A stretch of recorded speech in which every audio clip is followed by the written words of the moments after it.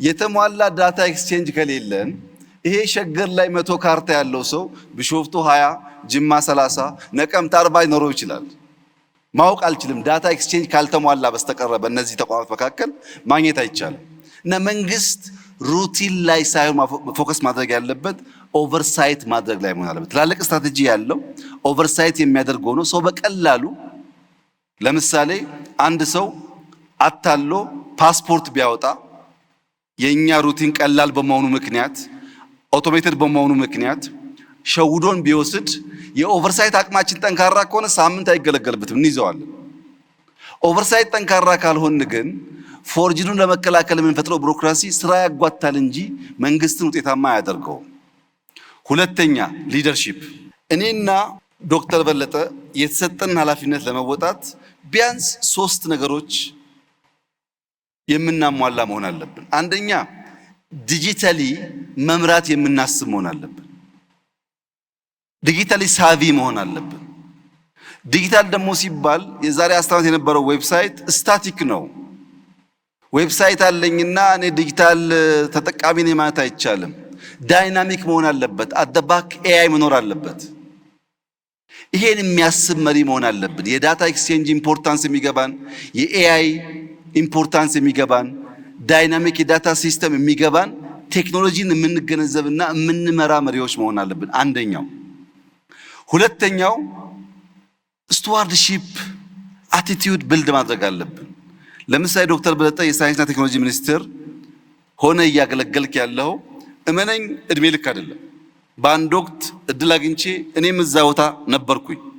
በሌላ ጊዜ እድል ሳጣ ተወስዷል ያ ቦታ። እኔና ሳይንስ ያለን ታሪክ በዚያ በቆየሁበት ዘመን የሰራሁት ስራ ነው እንጂ አሁን መልሼ ላገኘው አልችልም። እያንዳንዱ ኃላፊ የተቀመጠበት ቦታ ጊዜያዊ መሆኑን አውቆ ሲያልፍ እንደሚቀር አውቆ ኃላፊነቱን በብቃት መወጣት ይሁነኝ ብሎ አስቦ ሊሰራበት የሚገባው ጉዳይ ነው። ሶስተኛው ፕራግማቲክ መሆን አለብን። ዓለም ቴክኖሎጂ እያለ ዓለም ኤአይ እያለ ዓለም እየፈጠነ እኛ ያንን ማድረግ ካልቻል እንቀራለን። ለምሳሌ የዛሬ 10 ዓመት የዛሬ 5 ዓመት ሮቦት ይሰራ ነበር ታውቃላችሁ። ሮቦት ሲሰራ ሃርድዌሩም ሶፍትዌሩም በብዙ ልምምድ አንድ ሰው ቁጭ ብሎ ነው እየሰራ የሚያዘጋጀው። አሁን ሮቦቶች በፋብሪካ ይመረቱና ስልጠና የሚወስዱት በሲሙሌሽን ነው። ሰው አያስተምራቸውም። ሲሙሌሽን አለ የሚያስተምራቸው። ድሮ አንድ ሮቦት አንድ ሰው የሚያስተምር ከሆነ አሁን 1000 ሮቦት ሲሙሌሽን ያስተምራል። ምን ማለት ነው? ሮቦት የምናመርትበት ፍጥነት አደገ ማለት ነው። እኛ እዛው ሮቦት መስራት ላይ ብንሆንና ሲሙሌሽን ማንጠቀም ከሆነ ቀረን። ወይም ድሮ ለኮዲንግ ኮሌጅ ገብተን የኮዲንግ ኮርስ ለሴሚስተር ወስደን አሳይመንት ተሰጥቶን ኤቢ ወስደን ፋይናሊ ሶፍትዌር ኢንጂነር እንባላለን። አሁንስ አንተ በቀን 2 ፈንክሽን የምትጽፍ ከሆነ ኤአይ በቀን 20 30 ሲስተም ይጽፍልሃል። ኮደር አያስፈልግም። የሚያስፈልገው ታለንት ነው፣ እንዴት እንደምትጠቀምበት ማወቅ እንጂ ኮድ መጻፍ አይደለም። ፕራግማቲክ ካልሆን አብረን ማደግና መማር ካልቻል ልክ እንደ ኢትዮጵያ ፖለቲካ እዛው 1960ዎች ከቆምን ነገር ይበላሻል። ዓለም ተቀይሯል፣ መቀየር ያስፈልጋል። የዓለም ሳይ ተቀይሯል፣ መቀየር ያስፈልጋል። ፕራግማቲክ መሆን ካልቻል የምናስበውን ነገር በፈለግነው መጠን ልናሳካ አንችልም። መንግስትና ሊደርሺፕ ሶስት ጉዳዮች አላቸው ካልኩ በኋላ እያንዳንዱ ዜጋ፣ እያንዳንዱ ወጣት፣ እያንዳንዱ ሰው ደግሞ መጀመሪያ ቢዩቲፉል የሆነ ማይንድ እንዳለው ማመን አለበት። የኛ ማይንድ ልክ ለእርሻ እንደተዘጋጀ መሬት ነው። ያን ማስተማር ግን የእያንዳንዱን ግለሰብ ፍቃድ ይፈልጋል። እኔ ራሴን ጭንቅላት ለማስተማር ካዘጋጀሁት ባስተማርኩት ልክ ይሰራል። ጭንቅላታችን ማስተማር ካልፈቀድና ካልወደድን ደግሞ ዓለም ሲሄድ እንቀራለን። ያ እንዳይሆን ይሄን ቢዩቲፉል ማይንድ በማስተማር ሁላችን ተባበር፣ በትብብር እንመን፣ በመደበቅ ሳይሆን በመተባበር እንመን።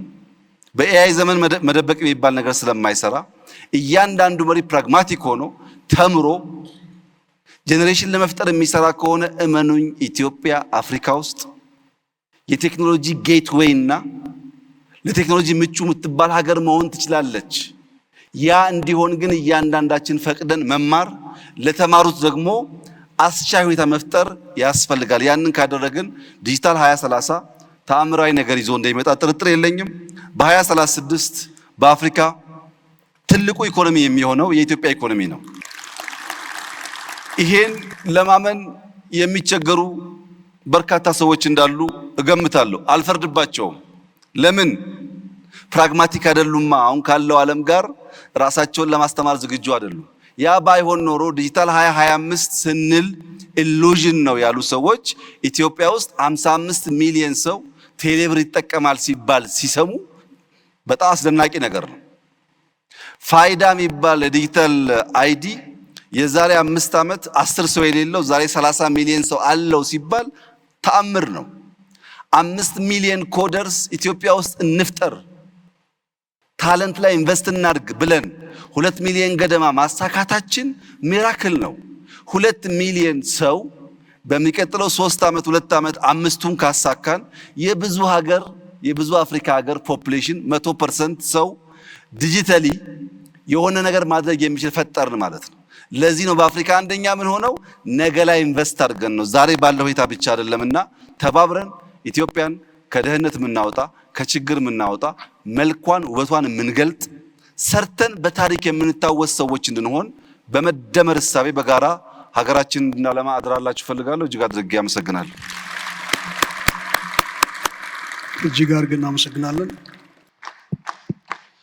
በጣም አድርገን እናመሰግናለን። ክቡር ዶክተር አብይ አህመድ የኢፌዴሪ ጠቅላይ ሚኒስትርና ያሉትን ክብር እንግዳ እንዲሁም ክቡር ዶክተር በለጠን በክብር ተቀበሉልን።